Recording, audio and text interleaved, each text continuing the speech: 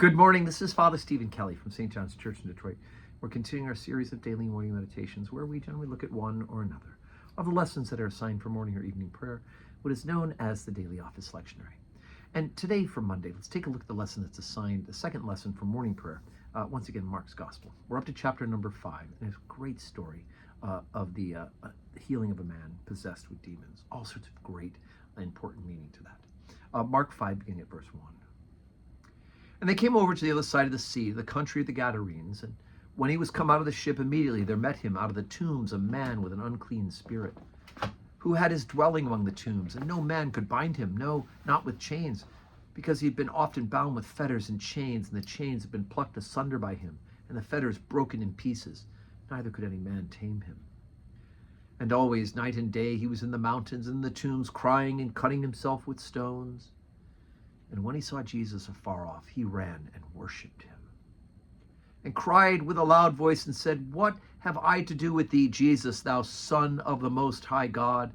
I adjure thee by God that thou torment me not.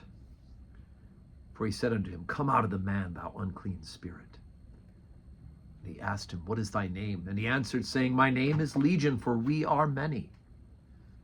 And he besought him much that he would not send him away out of the country. Now there was nigh unto him mountains a great herd of swine feeding. And all the devils besought him, saying, Send us into the swine, that we may enter into them. And forthwith Jesus gave them leave.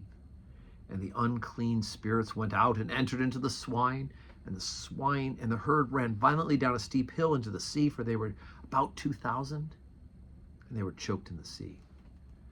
And they that fed the swine fled and told it in the city and in the country. And they went out to see what had been done. And they come to Jesus to see him that was possessed with the devil and had the legion, sitting and clothed and in his right mind. And they were afraid. And they that saw it told them how it befell to him that he was possessed with the devil, and also concerning the swine. And they began to pray him to depart out of their coasts. And when he was come into the ship, he that had been possessed by the devil prayed that he might be with him. Howbeit Jesus suffered him not, and saith unto him, Go home to thy friends, and tell them how great things the Lord hath done for thee, and hath had compassion on thee. And he departed, and began to publish in the Decapolis how great things Jesus had done for him. And all men did marvel. All right, so a couple of clues in this. First of all, how do we know that this is a part of the region that's not Jewish territory? Well, because there are swine, right? Swine are unclean animals. Not only are they not to be eaten, they're not allowed to eat pork under the Old Covenant, right? Jews don't eat pork, but they're not even to interact with pork. So the fact that there are pigs available in this scene means that they're in a part of the world that is not Jewish territory. The Decapolis, the 10 cities, which we hear about at the end, were pagan, right? They were not Jewish cities.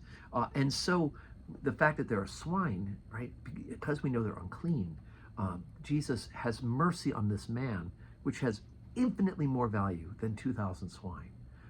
And of course, this would also be a strong recommendation to the people of the power of God and the doing away of the unclean in this particular situation. Of course, we know later that Jesus will go ahead and completely remove the dietary restrictions. But for the Jews hearing this story, this would be a great, great warning and a proof of Jesus, further proof of Jesus's divinity. But you know, the people in that region, they got two things. One is they're not believers, right? They're not believers in the original covenant, so they're not going to be believers in Jesus from the start. And they don't want Jesus to stick around, right? Even though they've heard about this miracle, and the miracle's offensive to them, and Jesus has taken away their livelihood, right, by destroying the swine. And so when the young man wants to follow Jesus, right, again, not a Jew, he's a Gentile, Jesus says, stay here, publish abroad, tell people what God has done for you, how he's had mercy on you. And so he becomes one of the people who will pave the way among that region of non-believers, those who don't know the original covenant. He will be the one who begin to pave the way for the gospel to be spread in that region after the resurrection, when the disciples come back with the good news of Jesus Christ, risen, ascended, and the gift of the Holy Spirit. So today is Monday, and we'll have 12:15 Mass, but we'll no public evening prayer. I'm going out of town for a couple of days, but we'll make sure there are morning meditations available for all those days that I'm away. But I hope you can join us at 12:15. If not, watch us online, pray with us online, and may you have a Monday that is full of blessings.